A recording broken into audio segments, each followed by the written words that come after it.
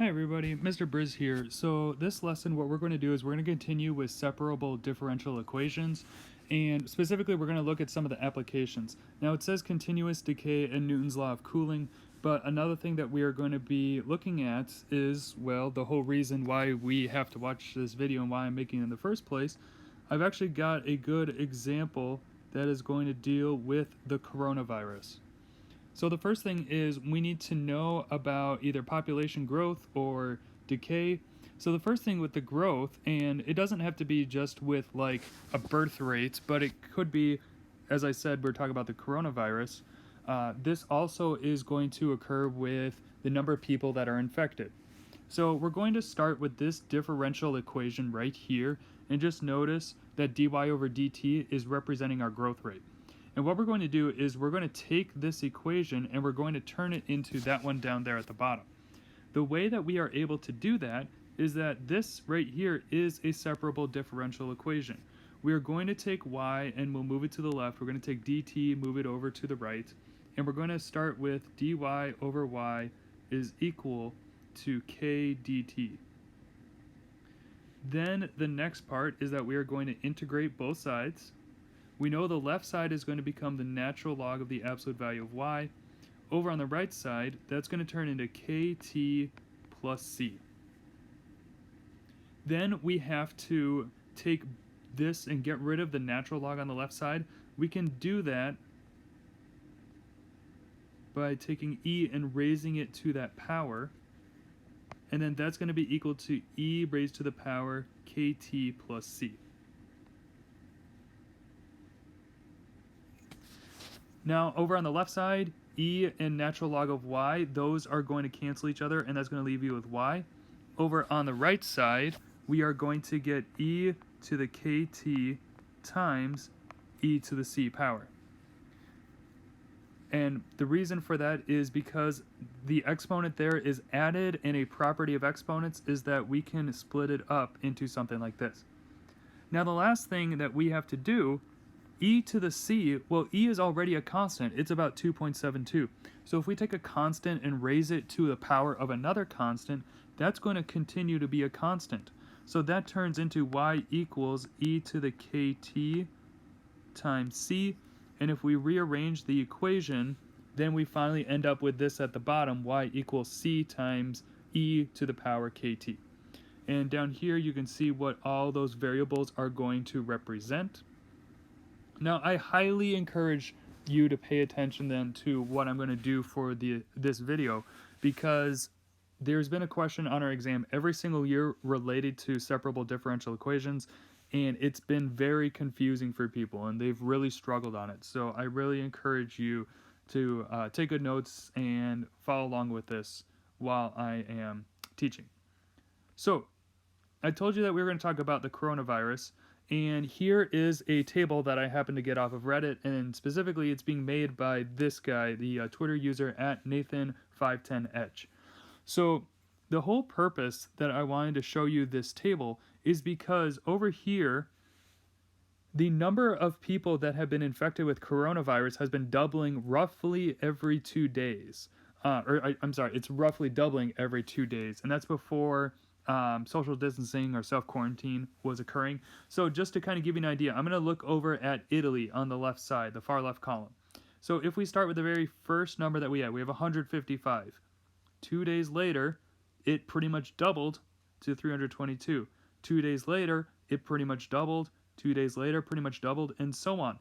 It wasn't until it got to around here where we were no longer doubling every 2 days. And so that pattern was also evident with some of the other places that are included in this table as well. We can see the US started at 159, pretty much doubled in 2 days, pretty much doubled in 2 days, pretty much doubled in 2 days, pretty much doubled in 2 days, and so on. And so because of that pattern, if we were not to take any action against the coronavirus, that would have continued on and on. So what I'm going to do, and what we're going to do, is we're going to use calculus in order to understand, we're going to be able to figure out how long it would take for a certain number of people to become infected. So in this example, we're going to use that data that I just told you. We're going to be doubling every 2 days. And initially, we're going to say just one person is diagnosed. So the first part is going to be, we're going to write the differential equation that models this situation. Just so you know, this I'm having you do is exactly like the exam, where you're going to be asked 3 different questions. So the first part, write the differential equation that models this situation. Well, we know that we're supposed to be using dy over dt equals kt. Ky, excuse me. But the problem with that is we need to figure out what this value of k is. Back from above, k is a constant, and we need to find what that constant is. And so we are going to have to take the other information that we were already given, and we're going to have to put it into this equation. So rather than starting with the dy over dt equals ky, we're going to start with y equals ce to the kt, because all of our information is already provided for us. We are told that one person initially is going to be diagnosed. So that is going to replace c. We know that we are doubling every 2 days. So that means then that if we want to figure out how long does it take to have 2 people, E, we don't know k, we're trying to find that, and then t is going to be the 2 days. Now we are going to simplify this. We're going to get 2 equals e to the 2k. We're going to take the natural log of both sides.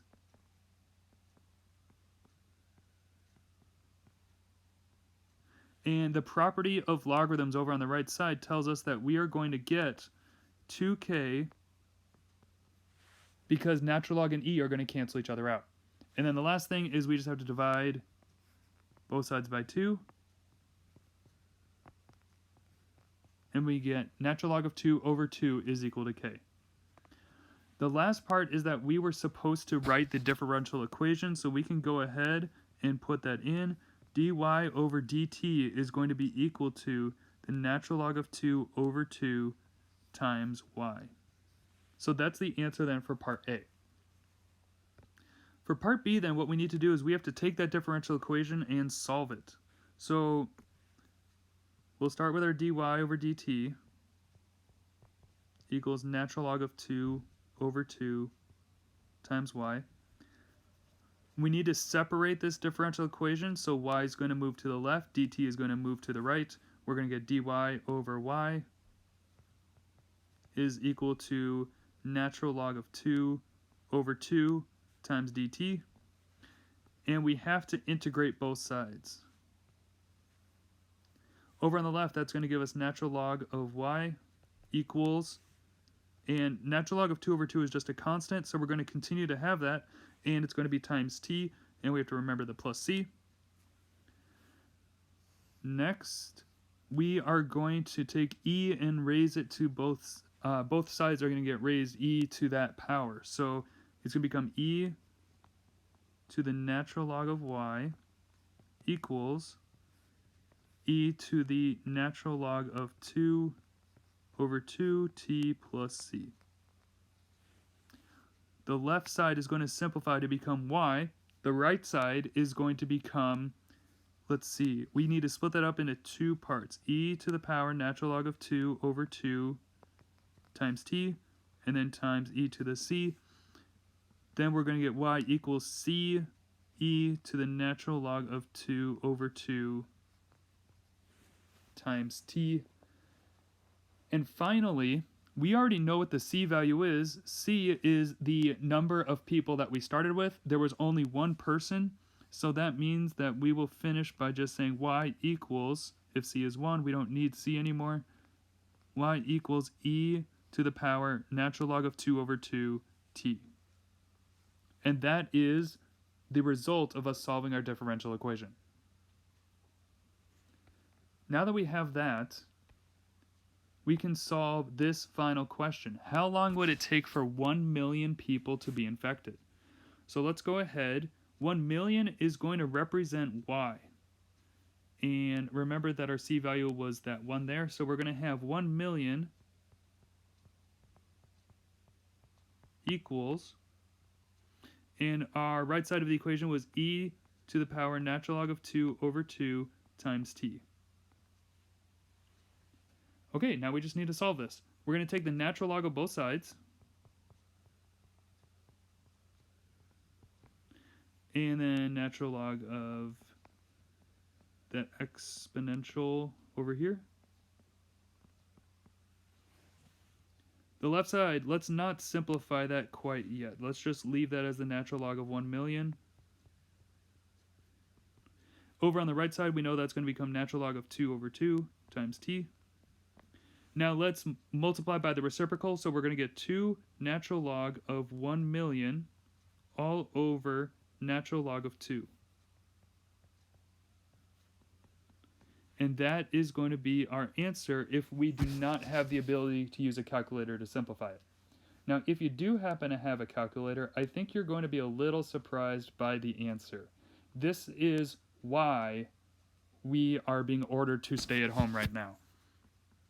That number ends up being 39.86 days.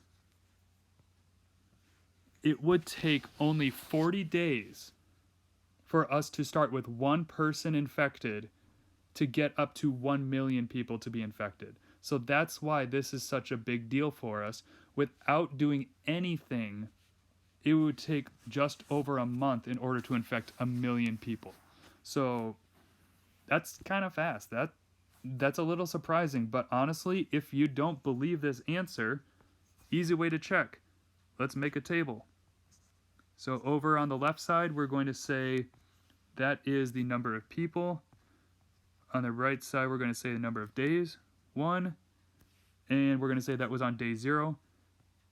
Doubles after 2 days, doubles after 2 more days, doubles after 2 more days, and if you continue doing that, you're going to find that you're going to get to 1 million right around the 40th day. Trust me, put in your calculator, check it out. That is indeed what's going to happen. It's kind of crazy. Okay, so this question is going to be a little similar. It is a little tricky, so I'm going to give you a bit of a hint just to get started. So it's me pretending that a viral video was made of me falling. No, this video does not exist. You're not going to find anything. Don't try to find it. Also, please, when you see me in the parking lot, don't trip me so you can create this video. But anyway, what we're going to do, this question is very similar to what we just had, but to make it a little bit easier for you, we know that we are going to have 3 people watching it. That's going to be your initial part, so I will give you the hint that 3 is going to be equal to C. And initially it says you get 2 views per minute, so I want you then to use 5 as your Y value. That's my hint I'm going to give you. Now I want you to go ahead, answer these 3 questions, pause the video. When you are done, start it again, and I'll explain how to do these. Okay, now that you have tried this, I did not give myself a lot of space here, so just bear with me. I'm going to have to shrink down a lot of stuff once we're done. I did give you these hints over here just to get you started. We need to start by finding the value of k first. So using the equation y equals ce to the kt power, we know that we're going to get 5 equals 3e. We don't know k yet. And then it said 2 views per minute. So we're going to just say t is 1 minute. Now we're going to go ahead and solve this. We get 5/3 is equal to e to the k power. We have to do the natural log of both sides. And the natural log of e to the k power is going to be just k. So that is the constant that we needed. Now we're going to go to our differential and we're going to put that in. And that leaves us with the equation dy over dt equals natural log of 5/3 and y. Okay, part B is asking us to solve that differential equation. So we're going to take the antiderivative well, first we need to separate it, then we can do the antiderivative. So that's going to become dy over y equals natural log of 5/3 dt. We have to integrate that. The left side becomes natural log of y. Over on the right side, we get natural log of 5/3 t plus c.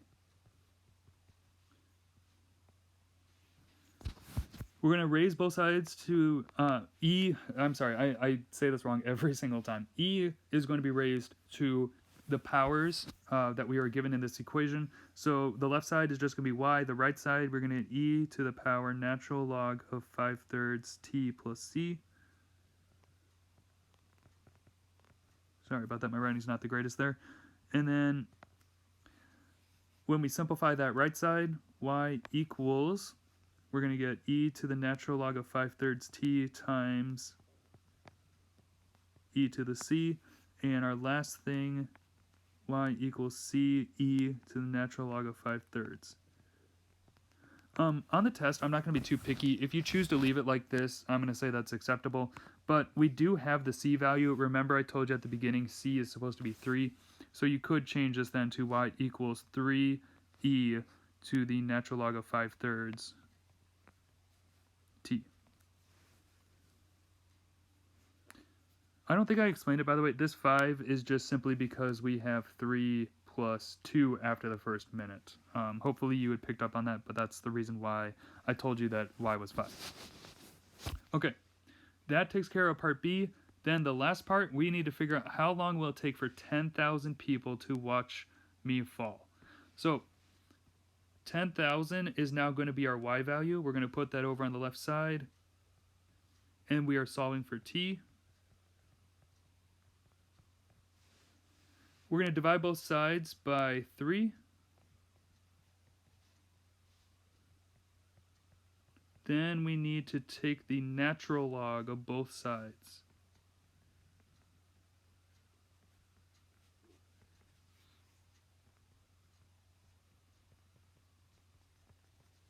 We're going to divide both sides by natural log of 5/3, and that then will get us our value for t. Again, without a calculator, you can just leave it like this. But if you are curious, I'll type this in and I'll let you know what we get. Once again, this is an answer that I think might surprise you a little bit. It ends up being a lot faster than you might have imagined. 15.88, and because it was 2 views per minute,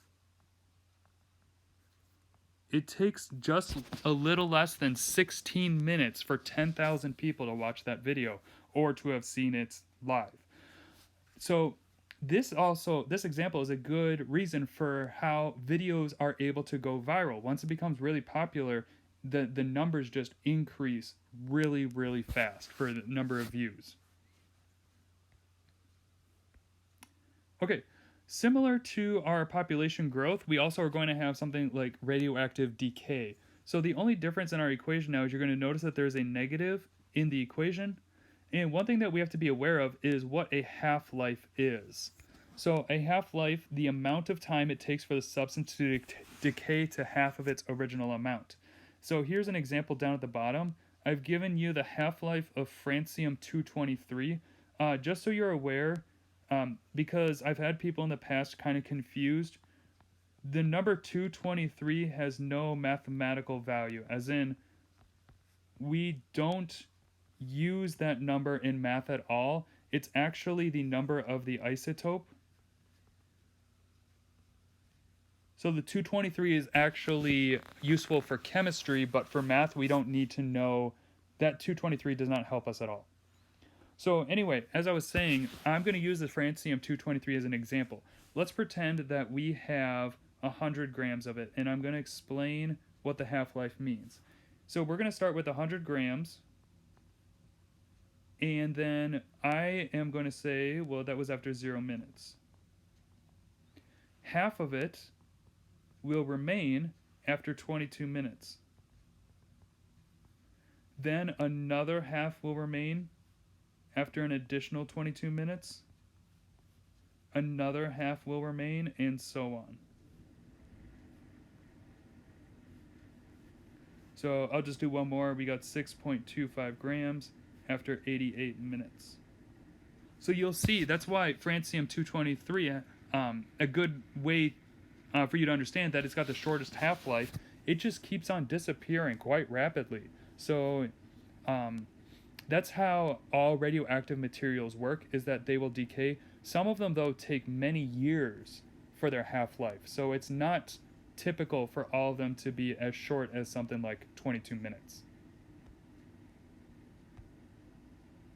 Okay, so for our first example then, we are told that the half-life of this radioactive substance is 150 years, and what we need to do is we have to find how long will it take for it to decay to just 15% of its initial mass. So what we have to do, as usual, we're going to start by using, sorry, I'm getting a little ahead of myself. We're going to start by using this formula. And now just be careful, because this time the exponent is negative rather than positive. We're going to now put in our values. We're not told how much the original amount was. So in that case, what we can do is we can just choose whatever we want. So some people will say something like, oh, I want 10 grams. Some people will say I want 100. Honestly, what's stopping you from just picking the number 1? So, because if we're going to take 1, we know then that y has to be the amount that causes us to have our half-life. It's just going to be half of what we started with. And if we were, I'm going to fill in the rest of it just to kind of demonstrate what I'm saying. We're going to have e to the negative k times 150, because that's the number of years. Let's just say that you would pick 10. Well, then you would have had 5 equals 10 e to the negative k times 150. This is going to simplify into 1/2 equals 1 e to the negative k times 150 anyway. So we might as well just save ourselves a step and just go straight to starting with that, rather than having something extra at the beginning. Okay. Now what we'll do is we're going to go solve for k to find what the constant is. So we know we've got 1/2. We're going to take the natural log of both sides. And then we're going to get natural log of e to the negative, I'll go ahead and simplify that. That's going to be 150k. Now we've got natural log of 1/2 equals negative 150k. And so then the last part is that we will get negative natural log of 1/2 over 150k, is equal to k. Now that we have that, we have to be careful with how we're going to put this back into our equation. A common mistake is that people see this negative here, they see the negative in the equation, and they think, oh, well, we've got the negative already, so we'll just keep it negative when we put it in. That's actually going to be a mistake. Oh, I'm sorry, it was right here. We want to instead be writing it as y equals c e, and then the negatives are going to cancel.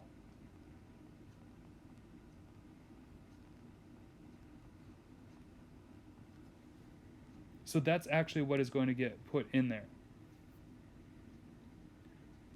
Now, one thing as well, this is a little bit extra than what is necessary to solve this, but what I'm going to do is I'm going to show you what it would have looked like from the differential equation. And again, the reason for that is because I just want you to be able to see what this would look like. On the exam, you're going to be expected to start with the differential and then work your way back to the equation.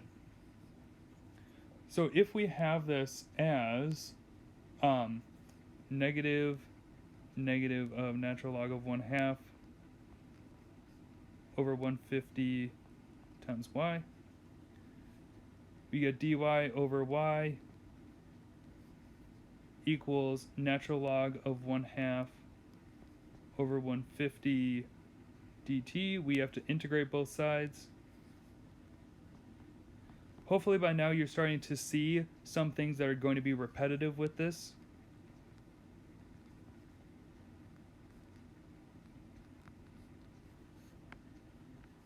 And you're going to be able to start jumping ahead with some of these steps. Oh, that was not written well.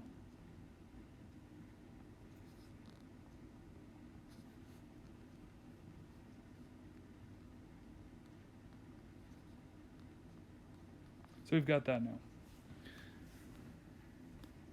Once again, we didn't know what we started with, so we can pick any value, and what we want is just 15% of its initial mass remaining. So I am going to take this equation that we have found. We know that I'm just going to choose C to be 1, just to make it easy for us.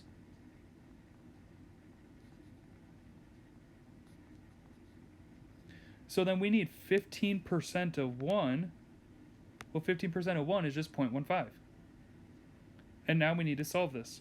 We're going to get natural log of 0.15 is equal to, once again, hopefully you're starting to see some shortcuts here. That's just going to become natural log of 1/2 over 150t.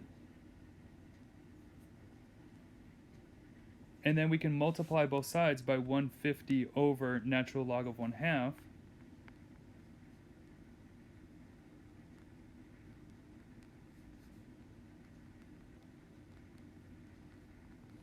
And there we go. That is our answer. If we were then to put it into the calculator,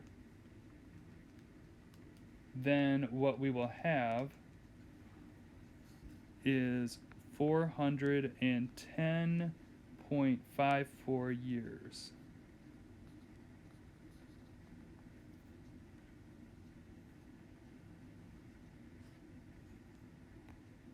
And that answer does make sense for us because the half-life was 150 years. So if we were to count again, we've got we're going to start with 1, I'll just say gram, after 0 years. We've got 0.5 grams after 150 years. We're supposed to have 0.25 after 300 years, 0.125, because we were supposed to have about 15%. We get to 12.5% of what we started with after 450 years, and our answer was 410 years to get to 15%, so that's how I know then that our answer seems reasonable.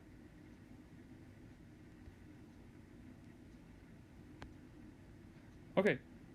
I want you to go ahead and try this one on your own. This is a little different than what we just did because this time we're being asked for the half-life. So in other words, for part A, you need to find T after you find K. So go ahead and do that, and then once you have that, then you can check to see how I did it to see if we have the same answer. Okay, now that you have attempted this, to do A, as I give you a hint, you're supposed to find your K value first. So going to our equation, 410 milligrams is the final amount. We're starting with 500. It's going to be E to the negative K, and then it decays that much in 7 days. Then we are going to solve this. 410 over 500 is going to become 0.82.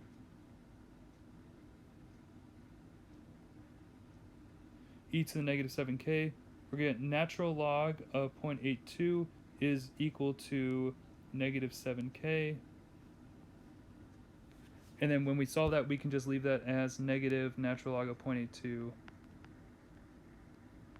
over 7 equals k.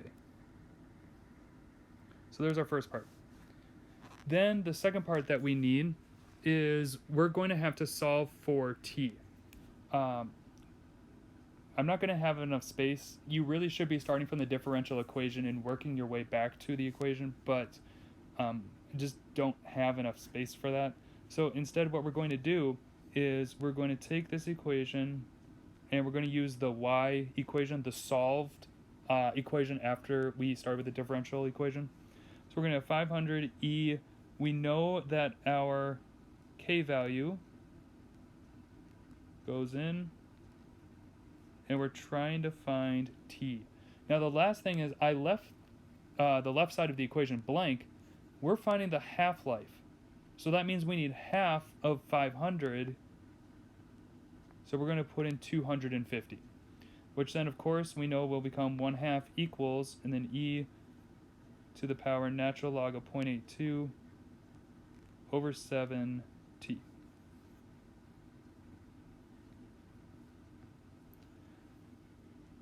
We take the natural log of both sides, and then we're going to multiply by the reciprocal of the right side there. And we're going to get 7 natural log of 1/2 over natural log of 0.82. And if you wanted, you can simplify that as well.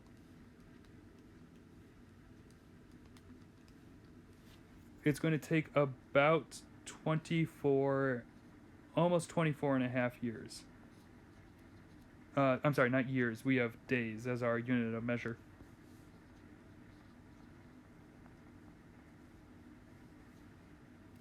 Okay. For part B, what is the mass after 30 days? We can then just stick with y over on the left side. Over on the right, we knew that we were starting with 500 milligrams. We are going to have natural log of 0.82 over 7, and then we need to do this for 30 days. We can just type that whole right side of the equation into our calculator, and what we will get once we are done, let's see, 30 natural log of 0.82 divided by 7. We get 213.6 milligrams.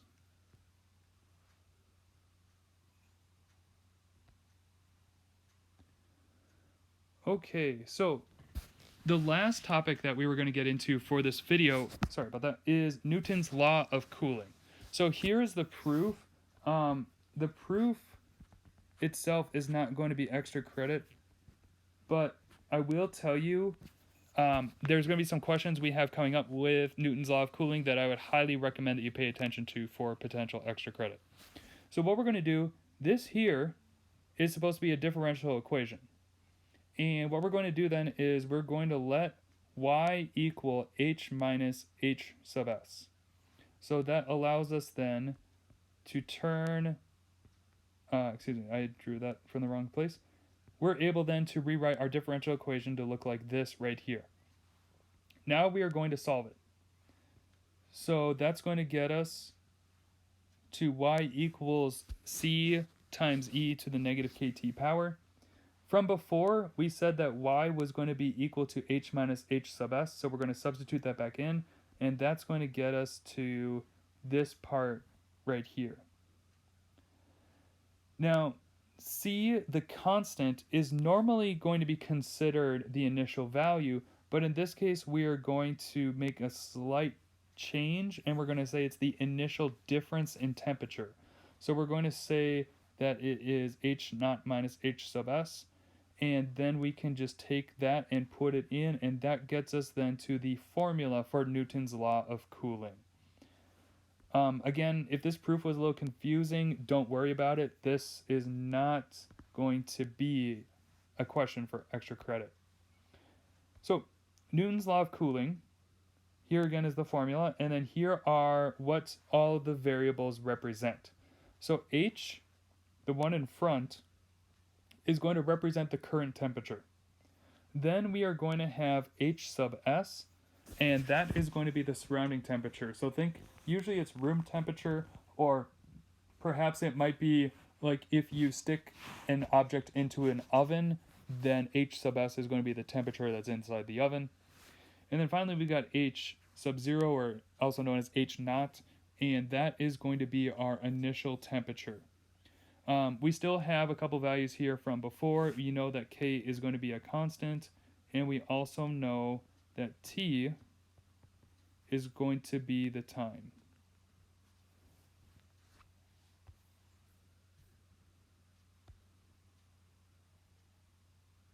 So Newton's law of cooling is very useful then for when we're talking about, a dead body.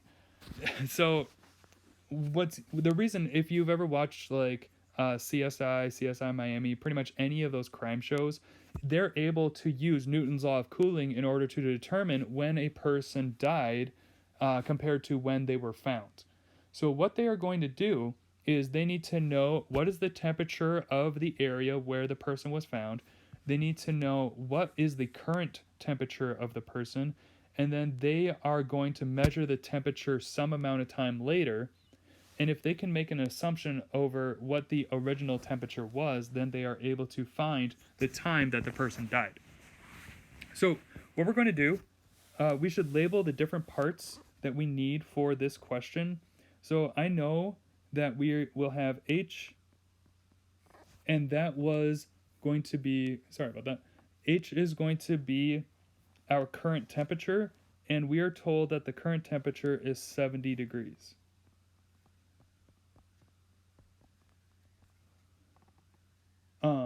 I'm sorry, excuse me, that's not the right thing.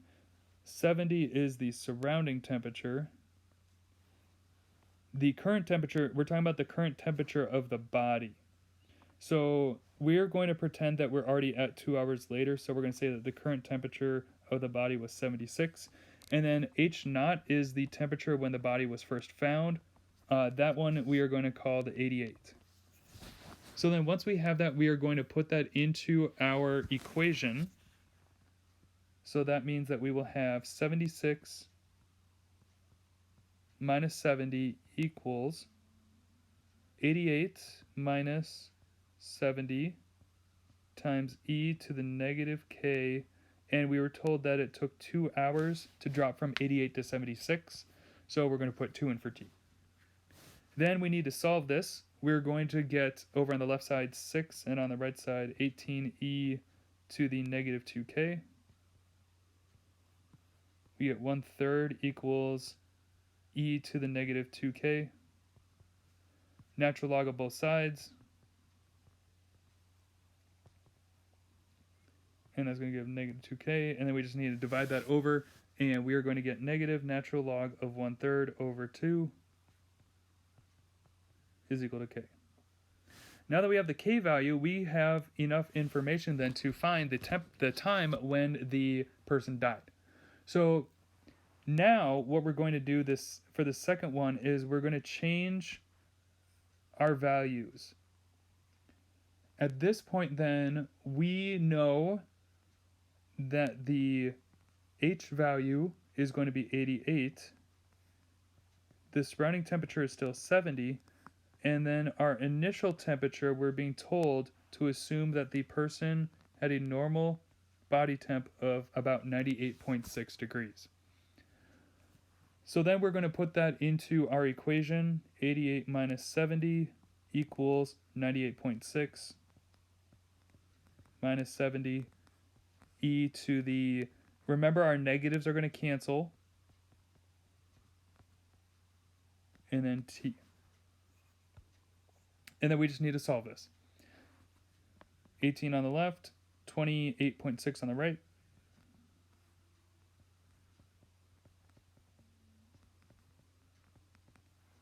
And then we just need to solve for t. We'll just continue doing our work here.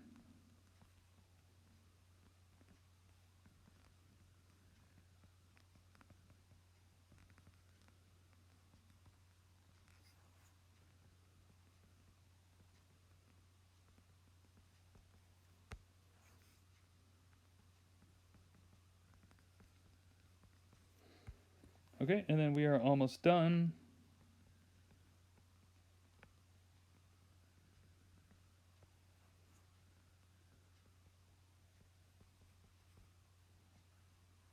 And there we go. That's going to be the time if we were not going to simplify. If we do choose to simplify, what this ends up being is about 0.84, and we have to be careful with what our units were. we were told that we were measuring it in hours. So this person died a little less than an hour prior to being found. Or if we wanted to change that into minutes, we can multiply by 60. And so it took the person a little over 50 minutes to be found after they passed away.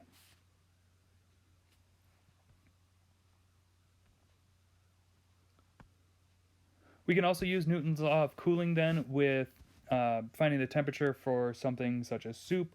Pause the video, give this a shot. When you are done, I'll demonstrate how to do it. Okay, now that you have the answer, I am going to check to see what you've got. So we know that our H value was going to be 180 because that's the current temperature of the soup. The room temperature is 76 degrees, and the initial temperature of the soup was 200. And it says it took 2 minutes for it to cool 20 degrees. So there's the first part that we're going to start with. We simplify, we're going to get 104 equals 124 e to the negative 2k.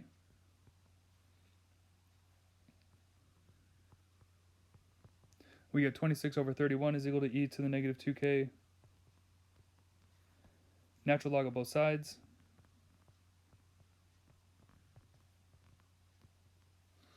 And then the last part, we are going to get negative 1/2 times the natural log of 26 over 31 as our constant. Now that we have that, we're going to put in our other values. We don't know the current temperature because we want to find what the temperature is after an additional, not an additional, but after 10 minutes. We know that our room temp is still 76 degrees. The initial was still 200.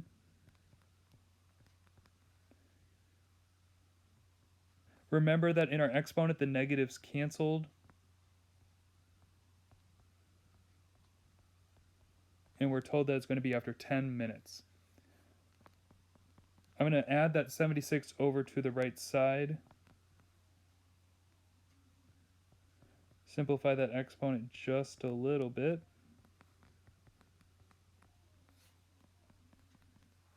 And then once we put that into our calculators, we find that the temperature is going to be about 127.5 degrees Fahrenheit.